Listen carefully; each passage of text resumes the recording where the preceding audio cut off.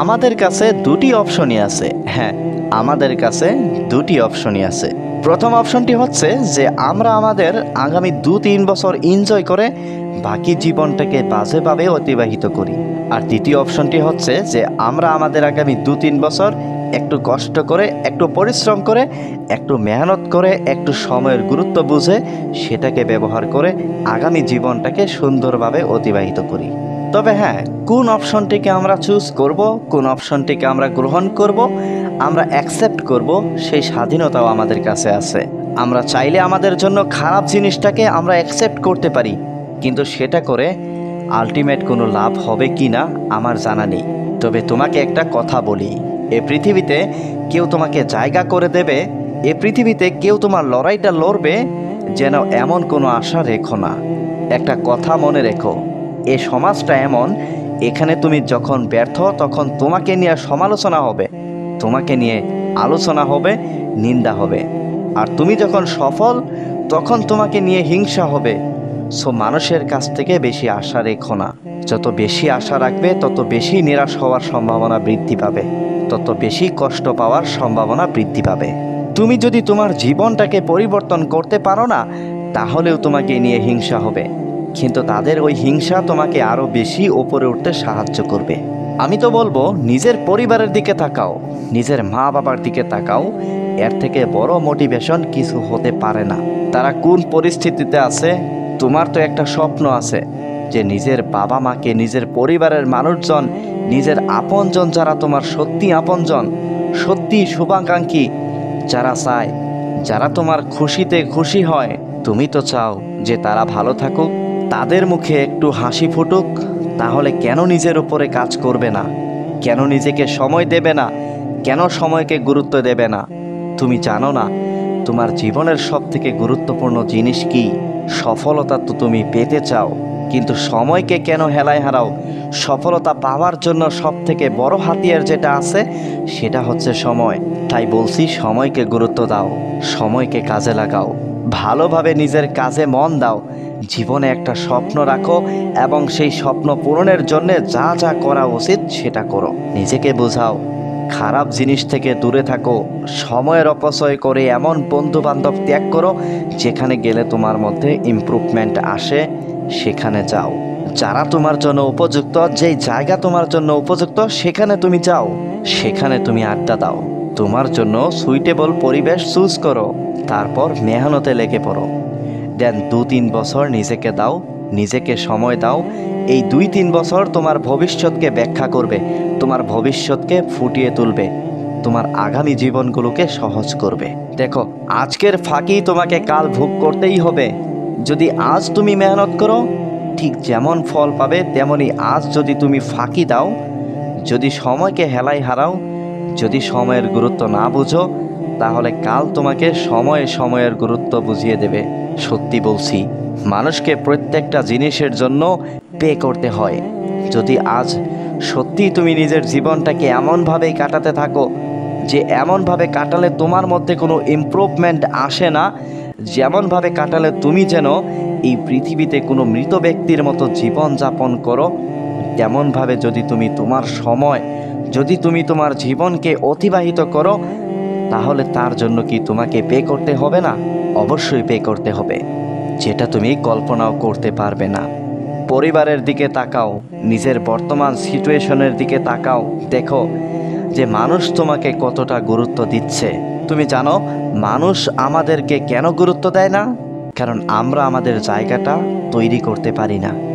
মানুষ গুরুত্ব দেবে, সত্যি বলছি, যখন তোমার জীবন বদলাবে, যখন তোমার পকেটে টাকা আসতে শুরু করবে না, তখন তোমার কথা, তখন তোমার আচরণ, তখন তোমার ব্যবহার মানুষের কাছে মূল্যবান হতে শুরু করবে, তখন তোমার কথাগুলোকে মানুষ মূল্যবান ভাবতে শুরু করবে। আজ যেমন মানুষ তোমাকে ক্যাজুয়ালি নিচ্ছে, কাল তেমনটা নেবে না। শুধু তোমার মধ্যে পরিবর্তন আনতে হবে, শুধু তোমাকে পৃথিবীর সামনে নিজেকে প্রমাণ করতে হবে যে ইয়েস আই ক্যান, আমি পারবো, আমি পারি, আমার দ্বারা সম্ভব, আমার দ্বারা সব কিছুই সম্ভব। আমি যদি চাই অনেক কিছুই করতে পারি।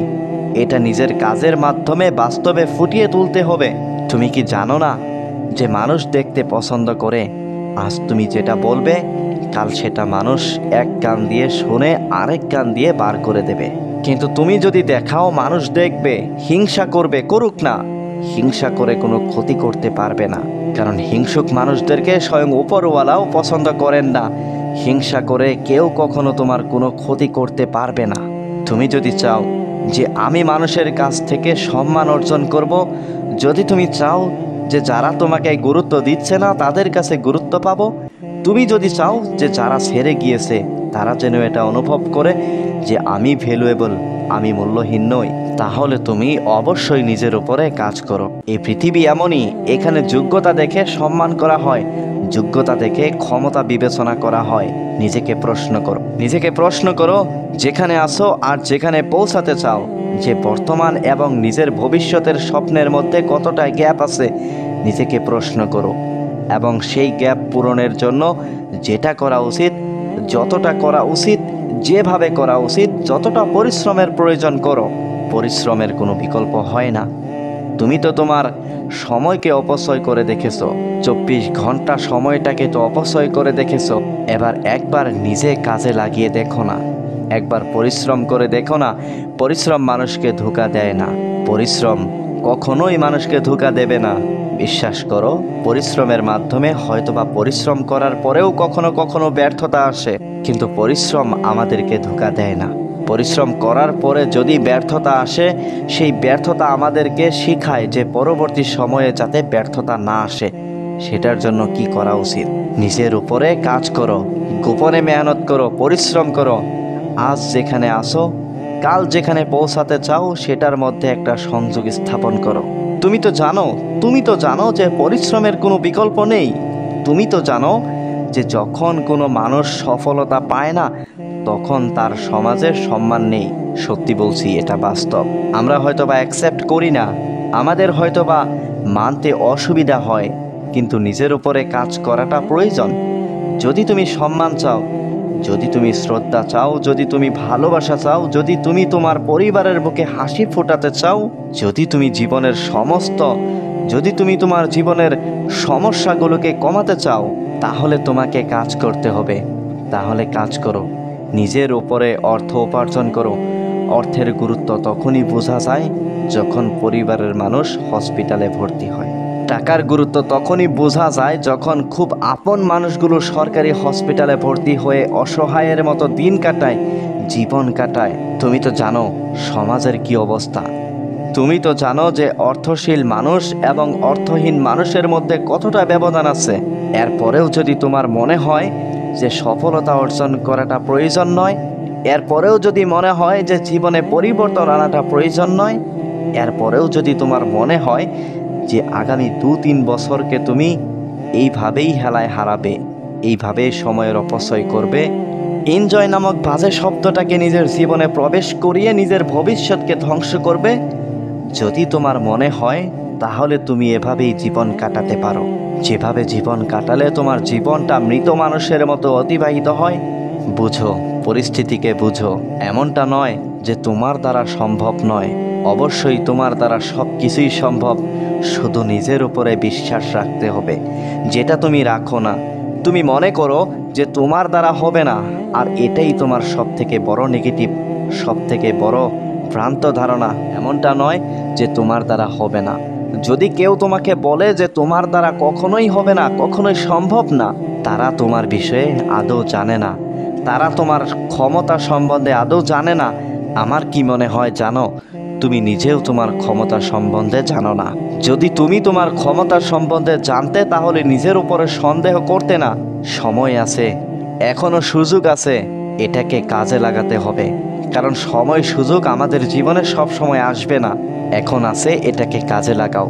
দেখো, আমি জানি না তোমার বয়স কত, আমি জানি না তুমি কোথায় থাকো, আমি জানি না তুমি জীবনের কোন পর্যায়ে দাঁড়িয়ে আছো, কিন্তু এটুকু জানি যে তোমার জীবনে কোনো স্বপ্ন তো আছে, তোমার জীবনের কোনো লক্ষ্য তো আছে, কোনো উদ্দেশ্য তো অবশ্যই আছে। জীবিত মানুষের জীবনে স্বপ্ন থাকবে, এটাই স্বাভাবিক। যদি স্বপ্নবিহীন মানুষ হয়ে থাকো, তাহলে পৃথিবীতে কেন আসো? স্বপ্ন দেখো।